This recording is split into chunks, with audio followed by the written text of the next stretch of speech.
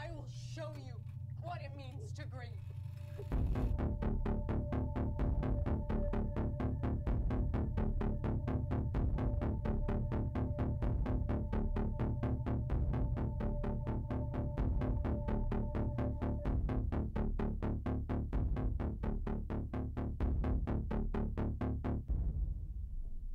But we're like guides, or the reporters who go along with the super elite commando squads, embedded dudes, only in a pit. We're like Pit correspondents. Totally.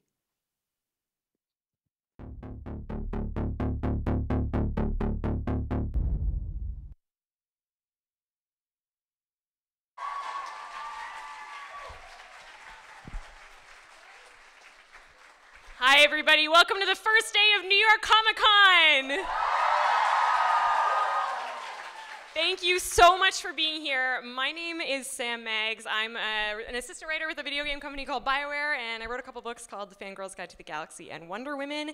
And on top of that, I'm like the biggest Carmilla fan that ever was. Do we have some Carmilla fans in the room? Good. The final episodes of Carmilla premiere on October 13th. Next week, be sure to tune in to the YouNow pre-show beforehand so you can get all the goods. If you guys want to tweet about this panel today, which I totally encourage, we have a special hashtag. It's hashtag Carmilla at NYComicCon with 2 C's in Comic-Con. So anything you see, you can hashtag it with that. And without further ado, we're gonna bring out some of our awesome guests today. I am so pleased to be able to announce producer Steph Ouaknine, writer and co-creator Jordan Hall, and our amazing stars Elise Bauman and Natasha Negovanlis.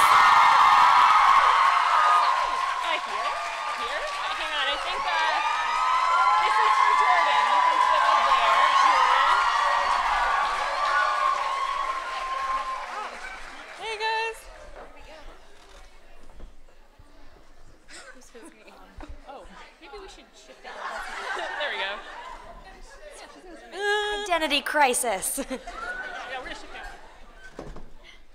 This is super exciting. This is your first American convention, is that right, guys? Yeah, that is correct. That is indeed correct, Sam. Exciting. How excited are you? How excited are you to be here with this amazing crowd? Woo!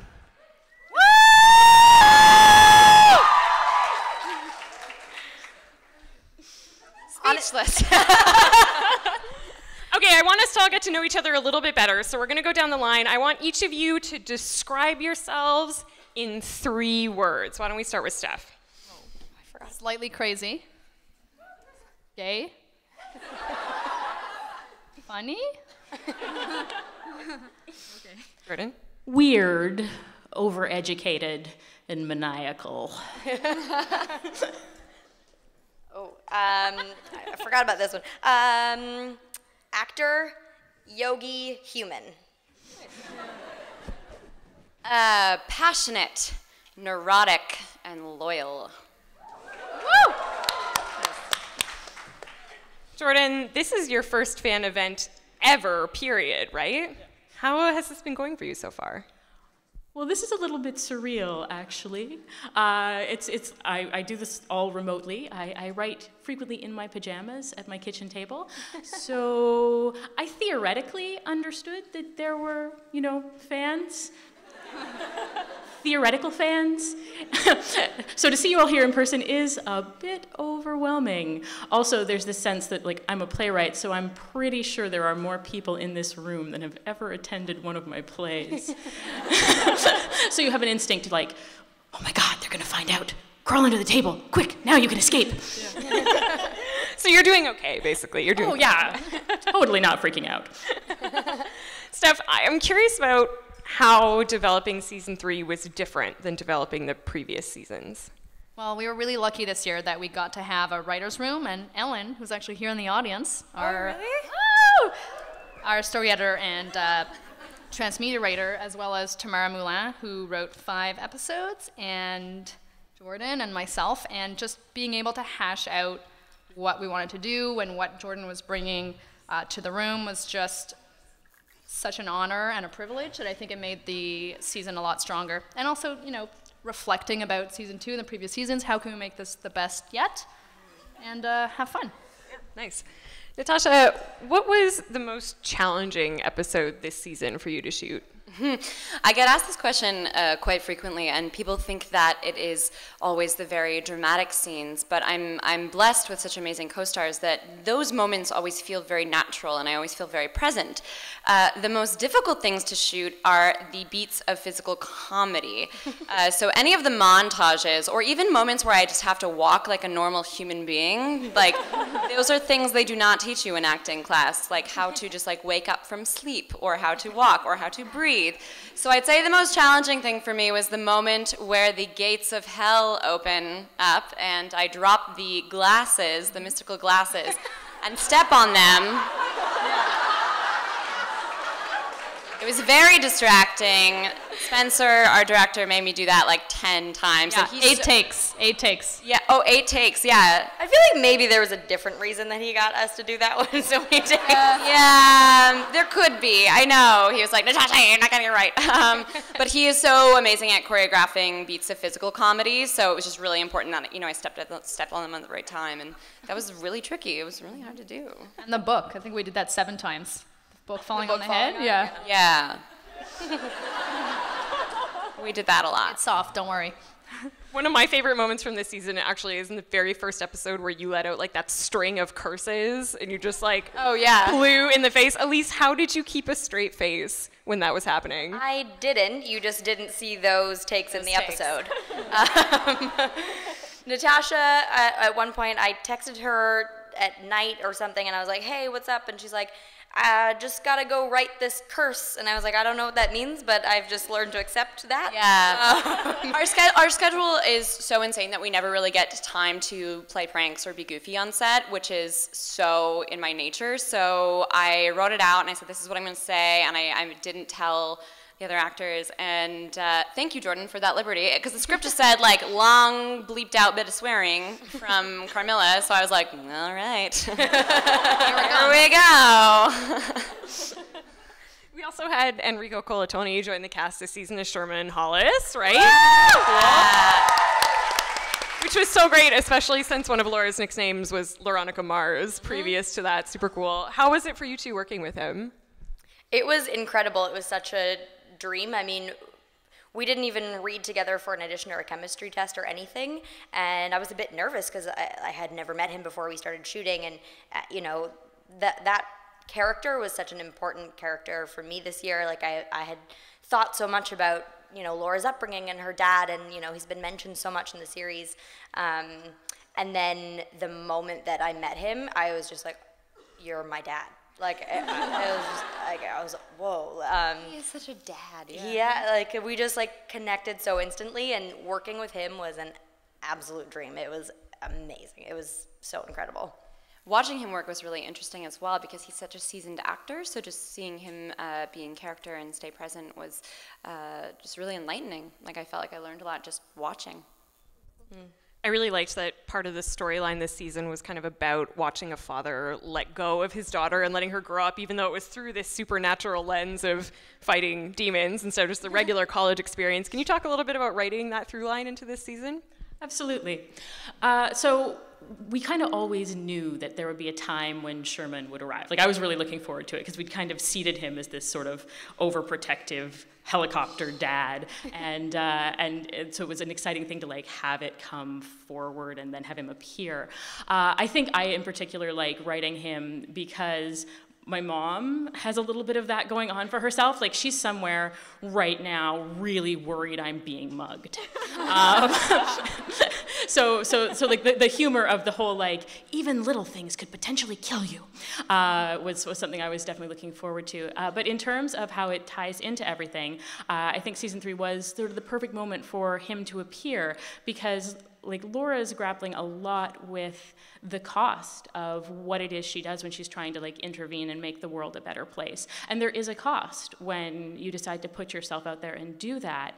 And while Laura's one to push forward, eventually, to have her dad there, to be that other side, to be that person who cannot bear to have her in danger, and to have him have to make his peace with who she is and what she's going to do was, it was a big part of the story. Yeah, for sure. We also I have can add something to that quickly. Like, I feel just as much as it was him letting go of her, like a father letting go of the daughter, it was also so beautifully written as a clear example of a child letting go of their parents as well. Like, you know, still having such a love and connection to them, but like letting go of that childhood. Like, I thought it was so beautiful. Yeah, thanks. Thank you. I have faces too. We also have Carmilla dealing with this interesting relationship with her mother, who is now being played by Annie Briggs. How was it kind of, so good, right? So good. How was it working with Annie in this sort of new role for her? It was really interesting because she plays Lola Perry so well, and I think she's the only actor who is vastly different from their character in real life, so I think it was really exciting for her to play a character that really sits in her body, and sometimes she was just so majestic, like especially in the third act of season 3, which you'll see, her performance was just so incredible that it was almost difficult to stay present as an actor because we were just staring at her in awe. There was a moment, because Annie and I are very close friends, she's very much like a sister to me, so there was a really funny moment where we kind of locked eyes and realized, like, this is my friend. And like there was a moment where we kind of like looked at each other and we're like, yeah, this is funny. But she's so amazing. I think there was another moment as well where she like, it's where Carmilla's talking about, what was Montage? The montage? Yeah. Ouais, Steph, the montage. Le montage. Like we see it, we don't hear what she's saying. What she says, but basically it's Terrifying. the dean saying some really foul things to Laura, and I was biting my tongue trying not to laugh because Annie was improvising some truly disgusting things that I hope make it into a blooper reel. I really do. I think, Elise, you like literally the cookie just fell out of your mouth because of what she was saying, Like, never give Annie Briggs liberty to say what she wants to say. It was repulsive. We're going to open it up to audience questions in just a couple minutes here. We have a mic up in the audience here. If you guys want to go ahead and start lining up, that would be awesome. But before we get to that, it's okay. It's cool. It's cool.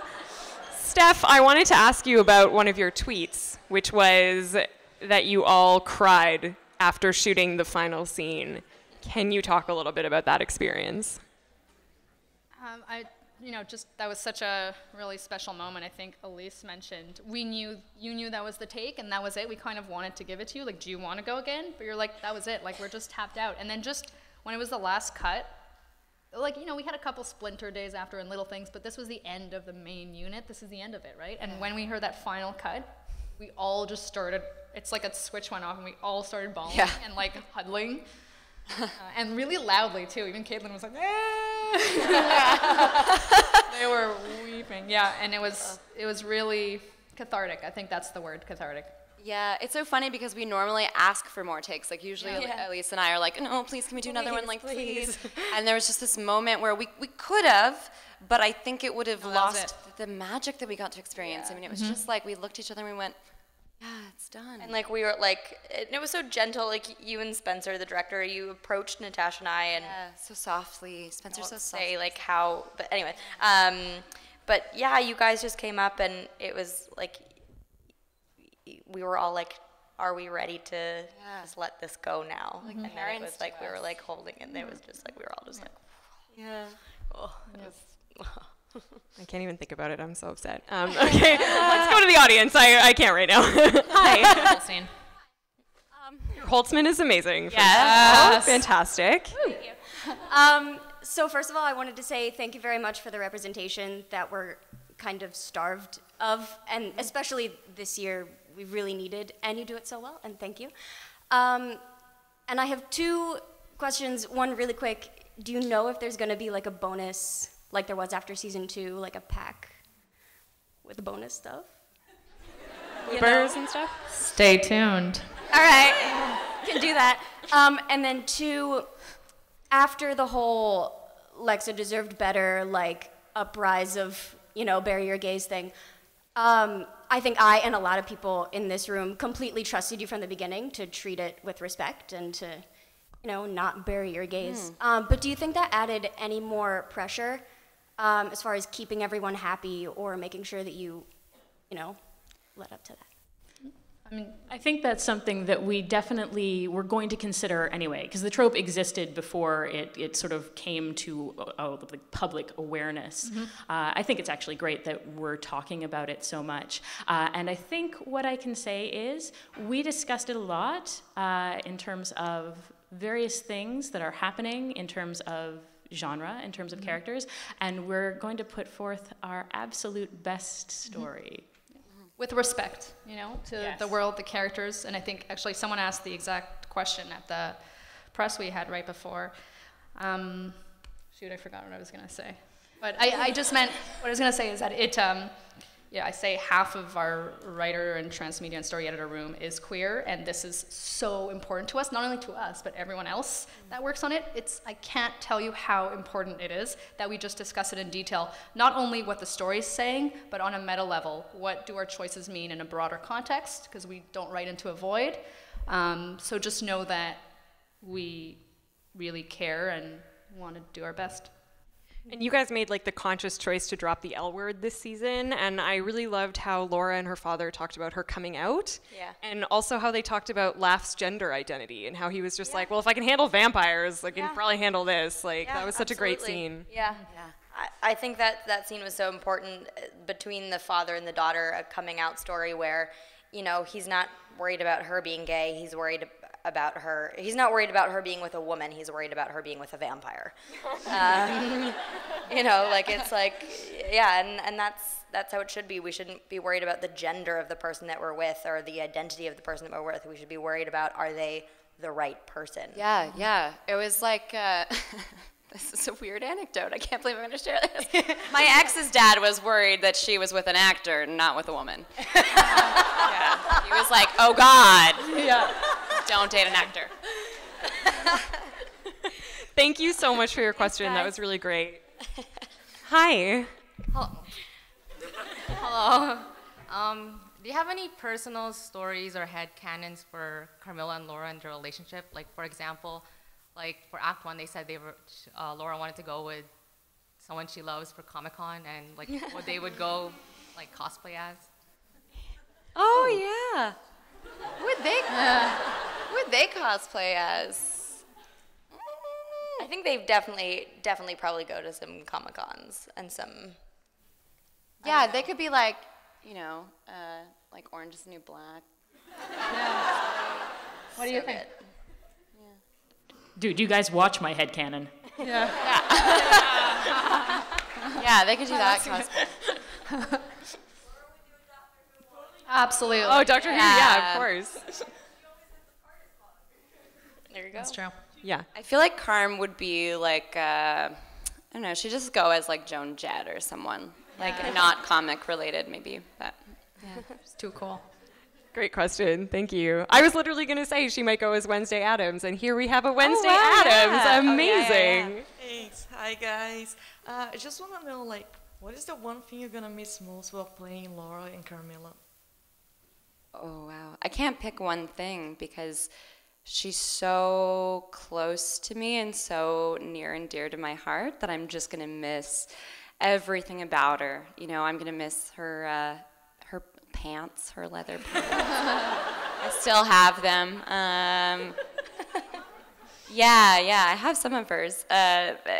Actually, her biker boots were mine when I started season 1, and we had a small budget. I brought them in, and now I can't wear them as Natasha. They're like Carmilla's boots, But I'm just gonna miss everything about her. I'm gonna miss her voice and the way she sits, and I don't know. And I'm just gonna miss working with such amazing people, because it's such a gift and such a treat. I mean, I always get along with people I work with, but this experience was especially unique in that we're all very close. So, it's something I think we'll always treasure.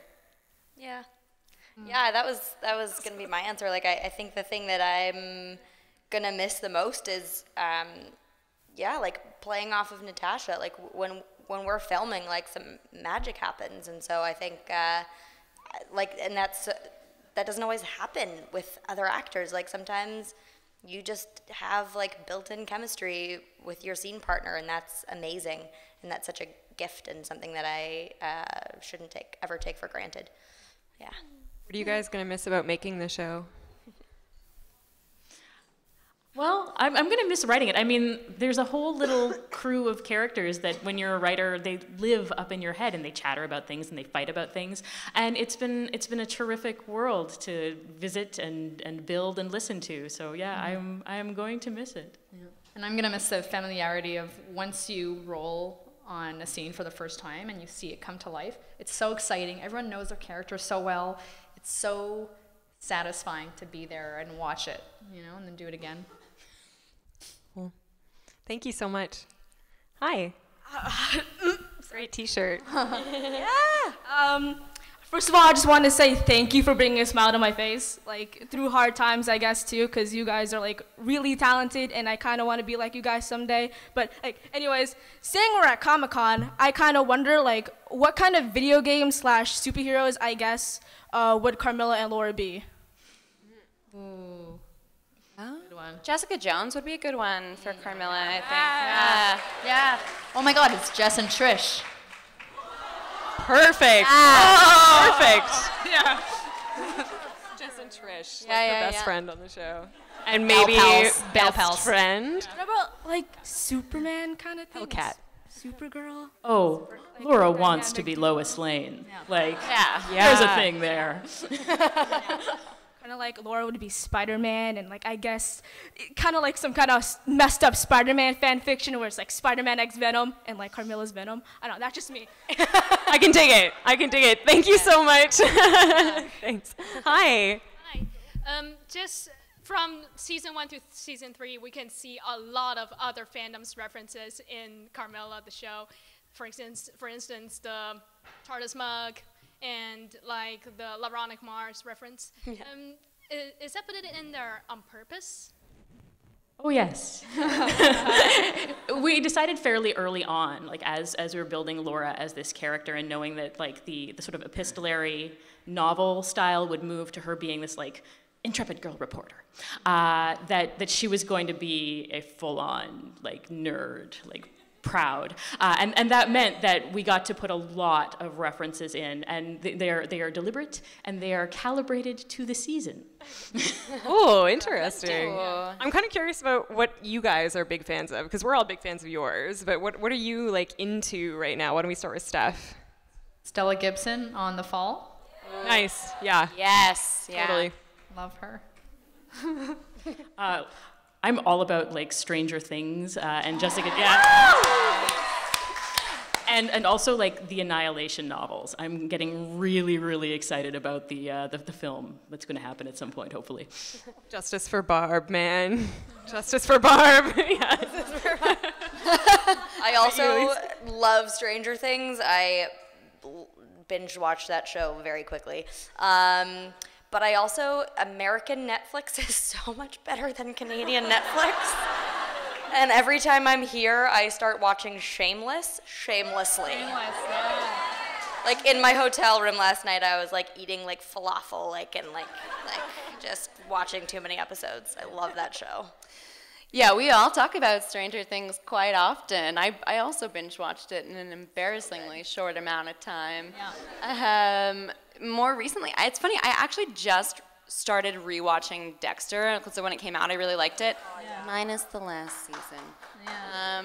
The ending was a bit weird. But no, I always loved it, and I love Deb. Like, one of my dreams is to play a cop, and I just think Jennifer Carpenter's so amazing, so rewatching it's really neat, because the first time I was enjoying the show, and now I'm just like studying her acting, and it's really cool. Awesome. Thank you. Hi. Hey. I just wanted to take a minute to say thank you and the whole Carmilla team for creating this show, because I know I can speak for myself and probably many other people in this room how many connections it's brought. I know I've made at least like 10 friends myself just in this room, and I think that's great. It's the best part. Yeah, it's great to bring so many like-minded people together. So my question was, if Laura and Carmilla were to get engaged, who would propose and how would it happen? Oh! I feel like it would be Carmilla proposing, but then there's this other part of me that feels like maybe they would have just magically planned it on the same day, and then That's exactly Carmilla, what I was just gonna say. like, and then Carmilla would like go to do it, but Laura would just like blurt it out first and like ruin her plans. That is literally what I was thinking. Like they plan a trip to Paris and they go to Paris and they're like up on the Eiffel Tower and there's like too many romantic things happening because they both planned for things. And it's like and then like Carmilla would like go to like kneel down and Laura would just be like, "No, marry me." Marry Yeah. So funny. I totally plan it at the same time, for sure. That's hilarious. That was a great question. Thank you for that. I've had that planned for weeks. Successful. Thank you. Hi. Hi. So I just first want to thank you guys for all you've done for the LGBT community. And my question is what your first experiences with the LGBT community and how you feel like the LGBT community has impacted your life now. Oh, my first experience with it. I mean, it's funny. I went to musical theater school, so yeah, I guess I don't need to finish that sentence. I went to a high school for performing arts, so I guess that was sort of my first introduction to the community. But it's really helped me.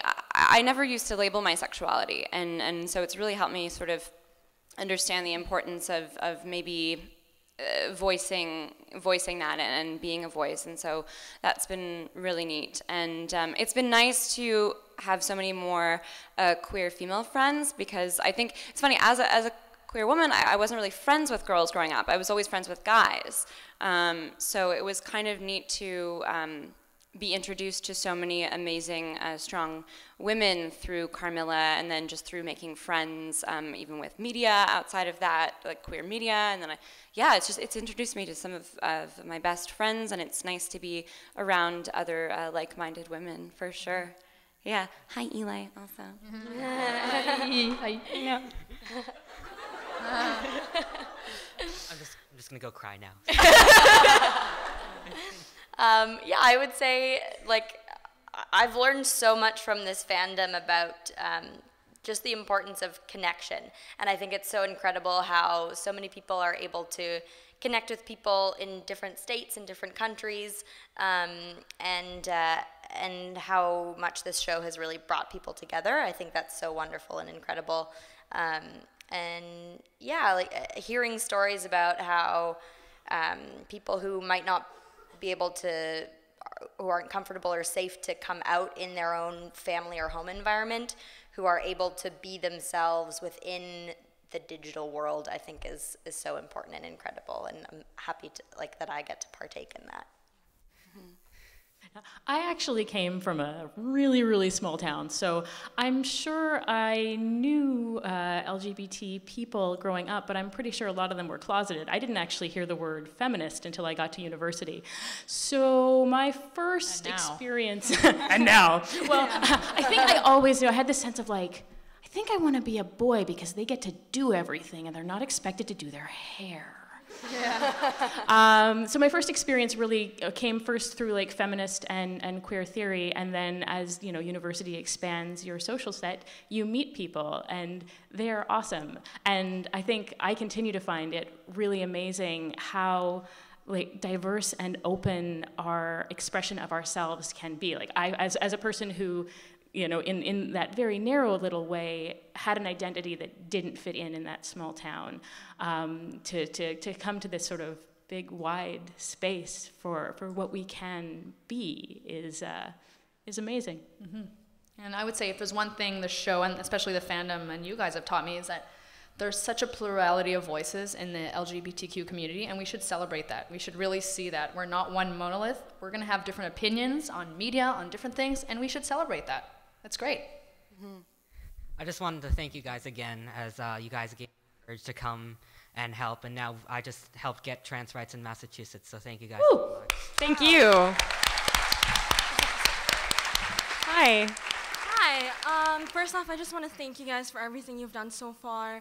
Carmilla has inspired me greatly to start writing my own things, and it's just so much for me. But my question is, if hypothetically you could choose the books to fall on your head, Natasha, what books would they be?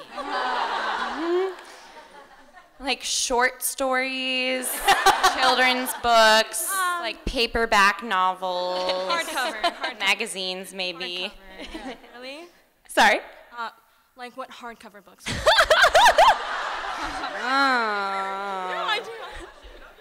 Like that Tolstoy novel, War and Art, the big one. That's what you drop on my head. Yeah, that one. Yeah, I mean, I think Carmilla would just be so meta. That would be a great book to drop on my head, I think. I'm also a really big fan of the short stories of Raymond Carver, and grew up reading a lot of like dirty old man poetry. I love Bukowski. Thank you. Yep. Thank you. Thanks. She has it in for you, man. Like, I'm just kidding. Hi. Hi. I feel like I have to thank you now because everyone else did it. So thank you for everything. For watching. My question is, how do you think Laura and Carmilla are currently justifying their newly dramatically rekindled relationship? Like, is it like we've grown more as people, or is like, holy shit, the world's about to end, let's make out? Oh, good question. A little of both. That's what I was thinking. Yeah, we actually talked about that. Natasha and I, we sort of like make our own rehearsals before we film, and we were talking about that, and not like that, guys. All right, walked right into that one. No, but so we talked about how we didn't want it to come across as the only reason that they're getting back together is because the world is ending and like this is our last chance and hormones and emotions are up in the air, and so comes out of that. We really wanted to show like if they get back together this season, why are things going to be different this time, and like what can we show about like the communication that we now share and the knowledge that we share of how it really is like both parties are coming together and growing and learning from our mistakes. And I'm sure you've seen they talked more. Almost. Yeah, well, I was going to say, I don't think it's like, oh, the world's ending, so screw it, let's make out. I think it's the world's ending, and I'd rather spend my last time with you than anyone else. And, you know, so I think it is deeper than that. Is that how you wrote it too, Jordan? Was that sort of your intention? I feel like this is one of those questions I shouldn't answer because a writer has to keep some things secret and close to their... Let us know. You need to let us know. Yeah, well, it's very intimidating answering these questions in front of the writer, for sure. I know. If you say something really terrible, I'll just okay, good.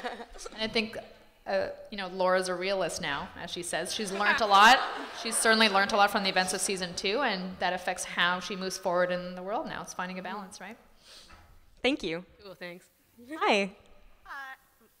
Hi, guys.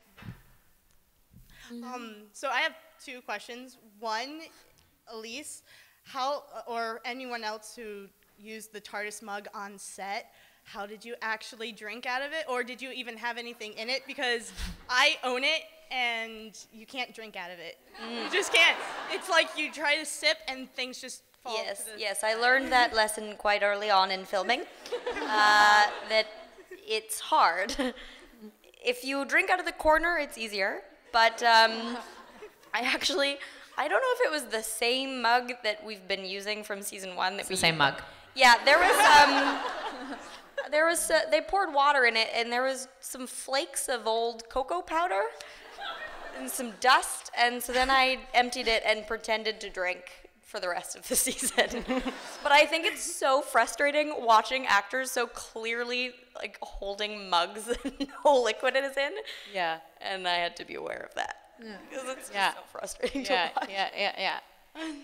And also, Jordan and Steph, so what drew you out of like all the novels that you could turn into modern realizations or remakes or creations to Carmilla particularly?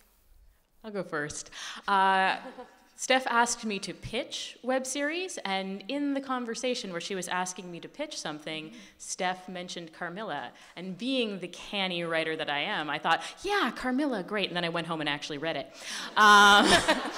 And as I was reading it, I mean, it did stand out because you have like this really lush prose, and the character of Carmilla herself, with her sort of like beautiful apathy and poetry and all of those things going on, is kind of fascinating. But at the same time, you do have that kind of like 1872, well, she's a lesbian, so clearly she's a demonic force here to corrupt your daughter.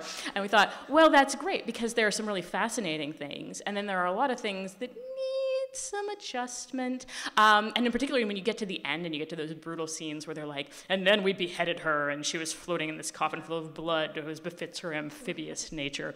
The vampire's amphibious nature was a real selling point.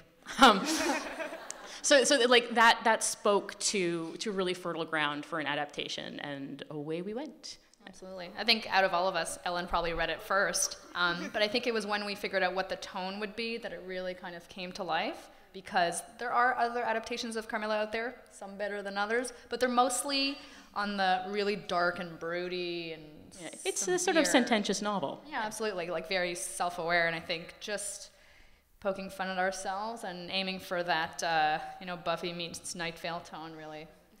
Yeah, my agent was like, I've heard of Carmilla before. I think it's a softcore porn. He was like, is that what you're doing?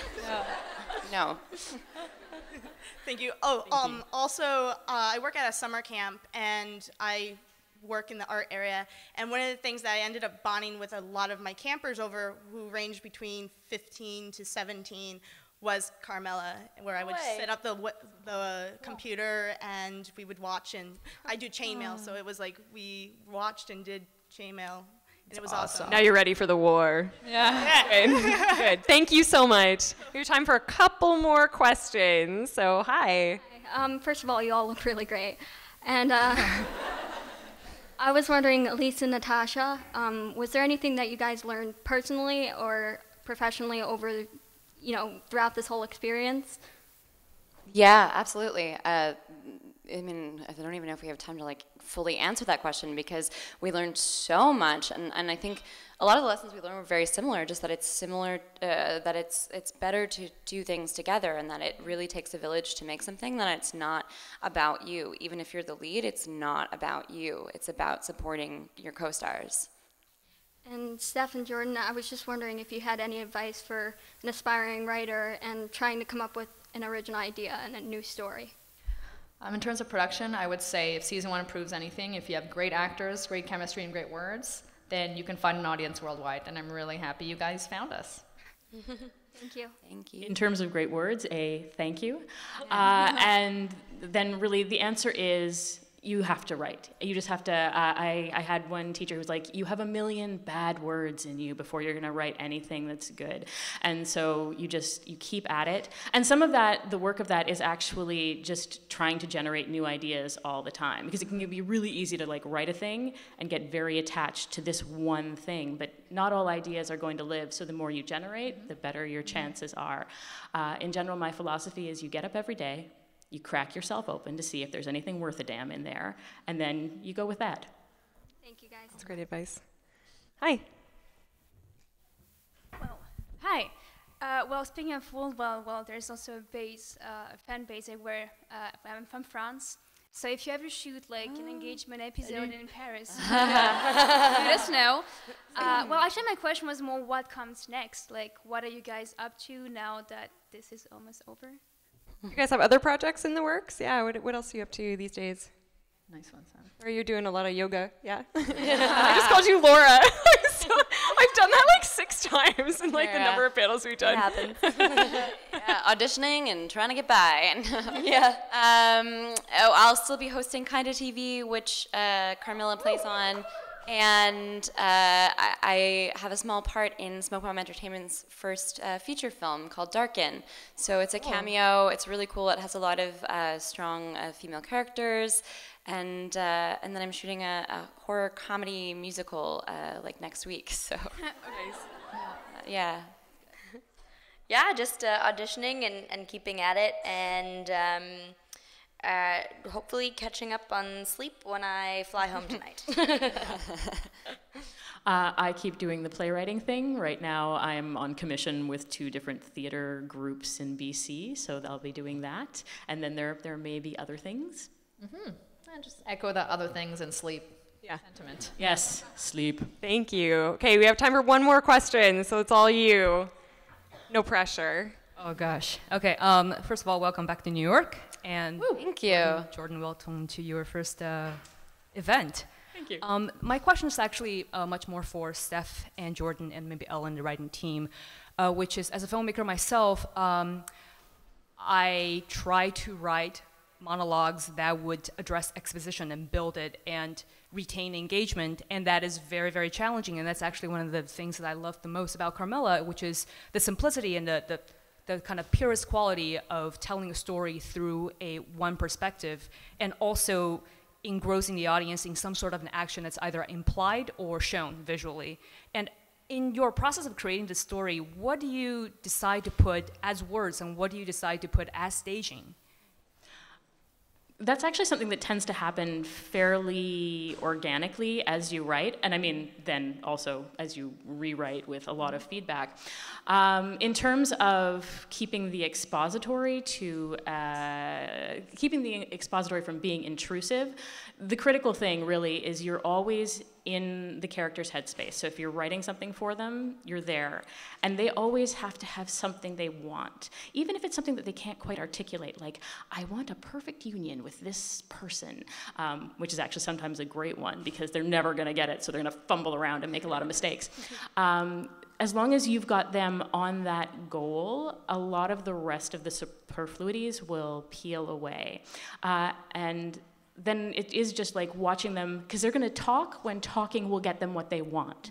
And they're gonna act when acting will get them what they want. And that kind of makes the choices for you a lot. Thank you so much, great question. That was a Okay, great we question. are not quite done with the panel yet. We do have a couple more things. First of all, we have a sweet trivia contest, and the prizes are jewelry from the brand new Carmilla jeweler line. So each of these guys is gonna ask one trivia question. Throw up your hands, I will pick a person, and you'll just shout out the answer. Here's Emily, she has our awesome prizes. We're gonna start with Steph. What is your trivia question? Okay. Perry is based on which character from the Le Fanu novella? Right in the middle. Correct. Boom. Get some jewelry. All right, Jordan, it's all you. Excellent. Okay. What is the Dean / Inanna the goddess of? Here. Go ahead.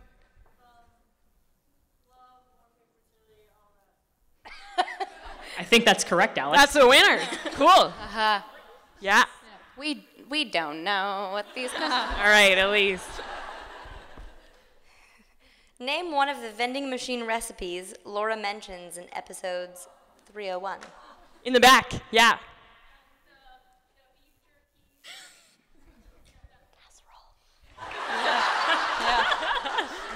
We're gonna give it to you. That's a win right there. Yeah, nice job. Beef jerky casserole.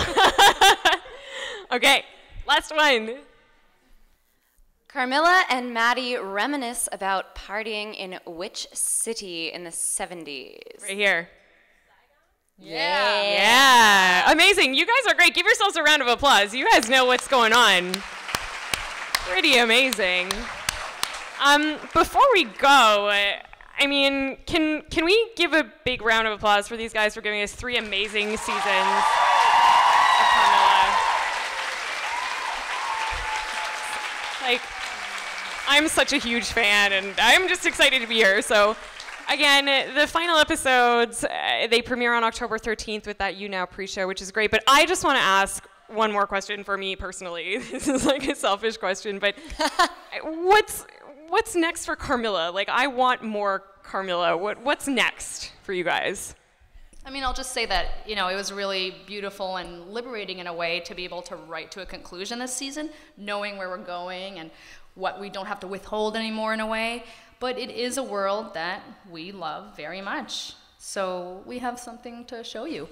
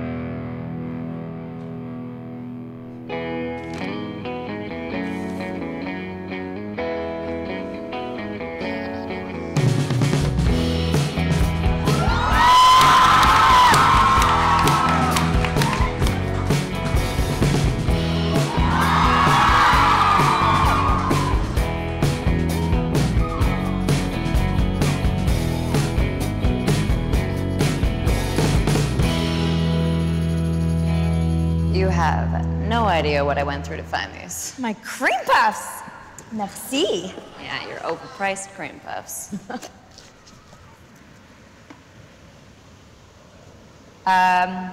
There's a card in here. And it's multiple choice.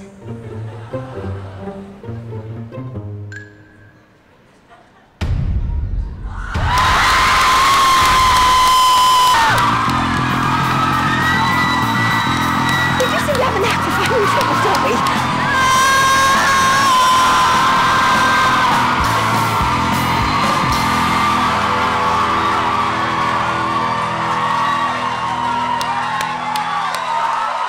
Mic drop.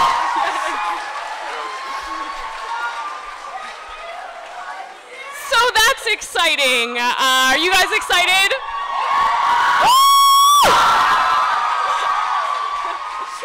Steph, where and how can we get the movie? I love you too! Yeah! You can go to carmillamovie.com and it'll bring you to the VHX site where you can pre-order. And time to get started. Guys, we are so excited about this news. Talk about it on Twitter using hashtag #CarmillaMovie. Talk about it a lot. The news is about to drop on Variety, but you guys know about it first. Motorcycle. Yeah! Are you guys stoked? Yeah. More than words. Also, Natasha and I had never seen that, and like this is really emotional. Yeah, we're like just. Give these guys a huge round of applause. They made a movie!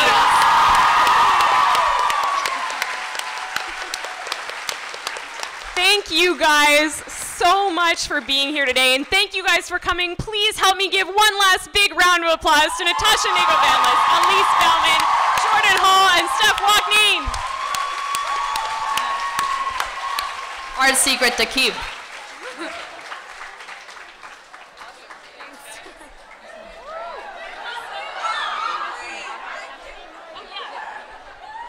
Guys, in 15 minutes, autographing area 1B.